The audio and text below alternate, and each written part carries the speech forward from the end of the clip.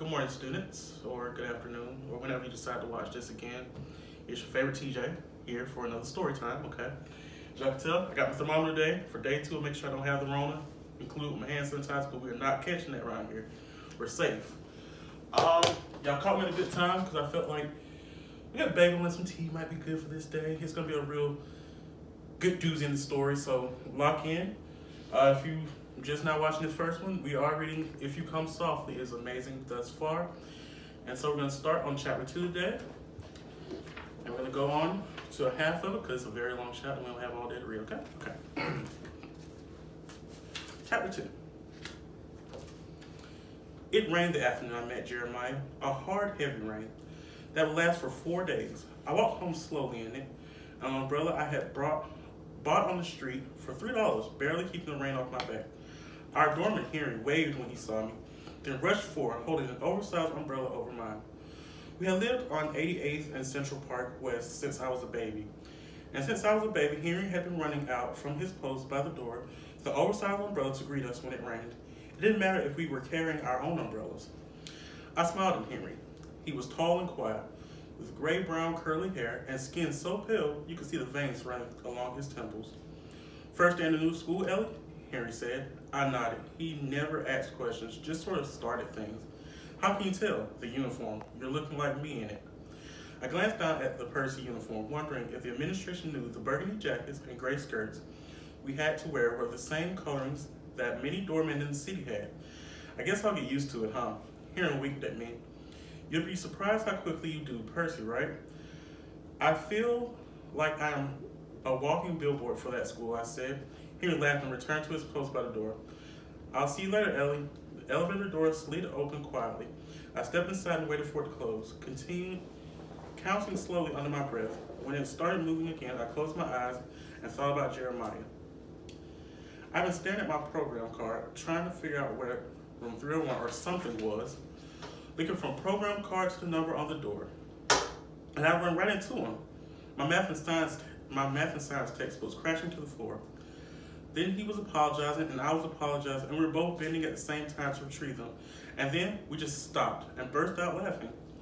That's when he said his name, Jeremiah. And that stupid song about bullfrog popped into my head so fast I just said it. Like the bullfrog? Yeah, he smiled, like the bullfrog. I couldn't stop looking at him, at his smile and his hair. I had never seen locks up close. His were thick and black and spiraling down his shoulders. I watched them touch. To touch his face, I wanted to hear him say his name again. For a moment, we stared at each other, neither of us saying anything.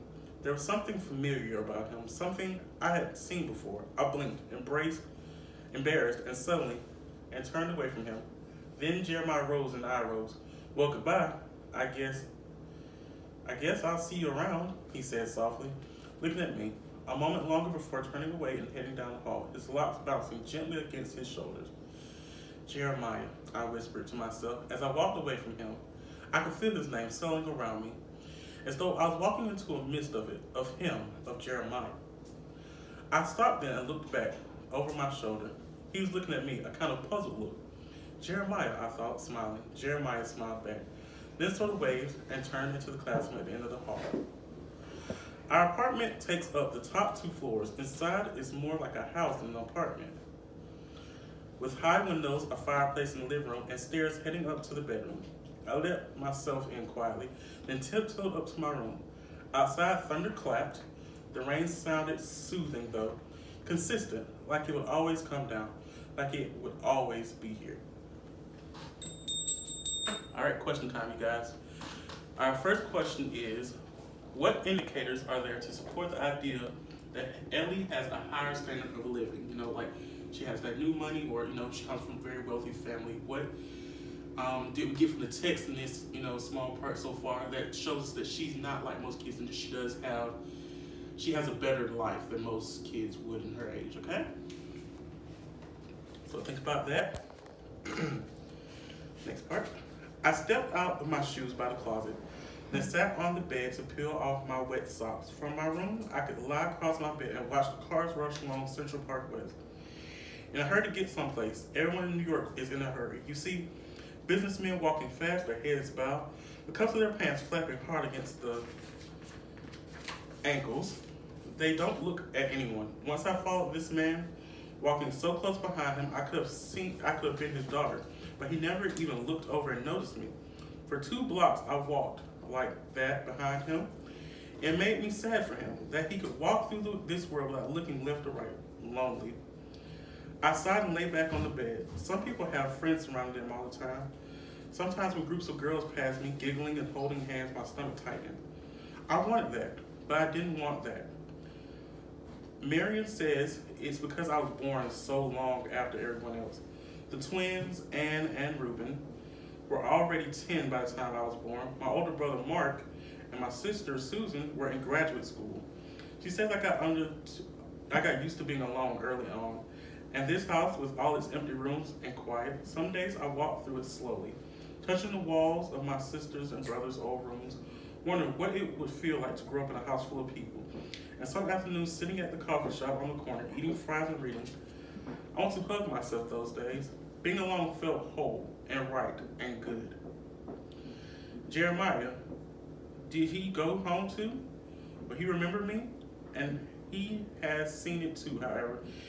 It was that I saw when we looked at each other. What was it? Once I had kissed a boy named Sam in 7th grade. He wore braces and that made him lisp. Around me, he was always nervous and fumbling, offering to carry my books and buy my sodas. I liked him. Like how he stuttered and looked away from me. One day, I just kissed him, leaning forward while he was sitting beside me, stuttering out a whole tale about his father's elbow. I had never kissed anyone on the lips, and Sam's lips felt dry and hard, but at the same time warm and sweet. We sat there in the park, our lips pressed together until Sam pulled away. After that, he avoided me. Go figure. Laying across the bed, I wondered, where was he now? Good old Sam. He grew scared of me suddenly, scared of kissing. I wonder when I kiss someone again, even if I would kiss Jeremiah. Eliza, my mother called from the bottom of the stairs. Are you planning on spending the whole afternoon in your room? Maybe, I yelled back.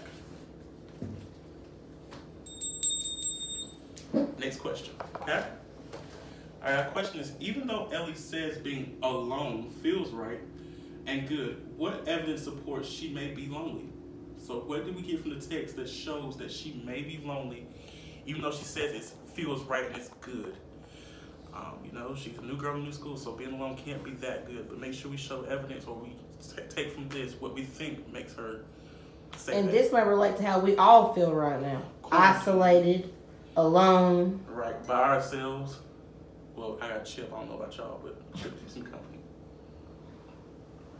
Okay, so think about that, how that makes her feel. And you see, she has freedom to go wherever she wants, to do what she wants. She can go to school. Bet we all can do that right now. All right, so she's talking to Marion right now. As we remember, Marion is her mother, okay? Maybe, I yelled back. I suddenly pressed my hands across the pleats of my gray Percy skirt before pulling it off. I had never worn a uniform. It had hung in my closet beneath thin, dry cleaning plastic all summer. No phones in the classroom. Unless it's ESPN. Once I had tried it on for Marion and my father, and they had smiled, made me turn this way and that. Still, it felt strange to walk into a school full of people dressed exactly like me. Eliza, Marion called again. Come down and tell me about your first day. I met a boy, I wanted to scream. His name is Jeremiah. I'm changing clothes, Marion. I'll be down for dinner. Well, it's almost dinner time now. In the dining room, Marion had set the table for 2. A thin white candle melted slowly inside a silver holder. I stared at the flames a long time. Jeremiah's face flickered once inside of it, then disappeared.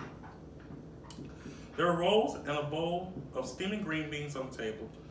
When I was small, I had gone for weeks eating only green beans. My parents laughed about it now, about how they had been worried I'd wake up completely green one day. Daddy working, I asked, coming up behind Marion in the kitchen. In the past year, I had grown as tall as my mother. It was strange that in such a short time, she had gone from being someone I had to look up to someone I met at eye level. Of course he's working, she said. First, I was married to a nice young medical student, and then I saw him all the time. Then I was married to a resident, and I saw him once in a while. Now I'm married to a doctor who I never see. He called right before you got home from school. Said he hoped your first day went well. It was fine. It's just like Jefferson. Only kids can afford dermatologists. Thomas Jefferson was a public school I had transferred from. Marion laughed. She pulled a chicken covered with rosemary and lemon slices from the oven. Smells good, Marion. Stop calling me Marion. Stop calling me Eliza. That's your name, and Marion's yours, I smiled, pulling a sprig of rosemary from the chicken. It had been going on like this for years. She refused to call me Ellie, so I refused to call her mom.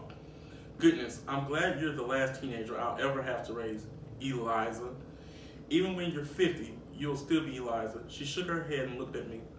What if we had named you Ellie? Kids would have called you Smelly Ellie or Tattletale Ellie.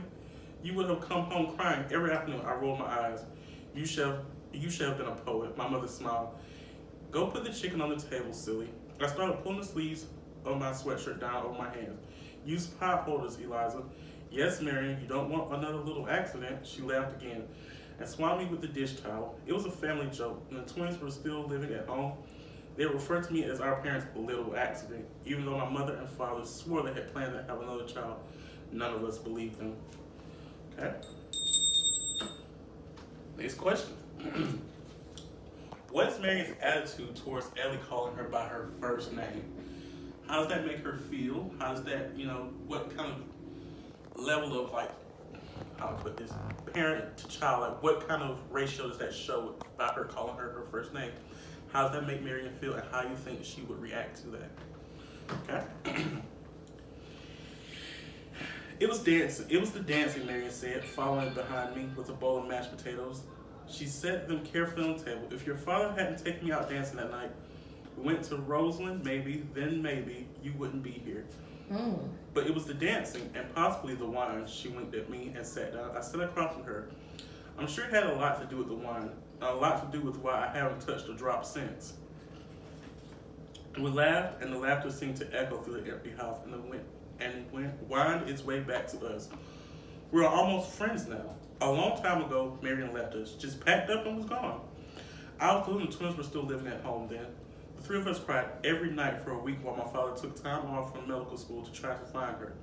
Then we stopped crying, and 3 weeks later, she returned.